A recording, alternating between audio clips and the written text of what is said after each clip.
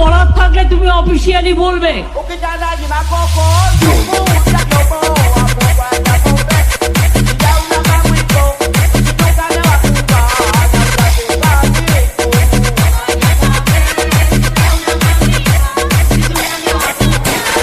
Public meeting এসে disturb করলে আমি কিন্তু অ্যাকশন নেবো, আমি বলে দিচ্ছি।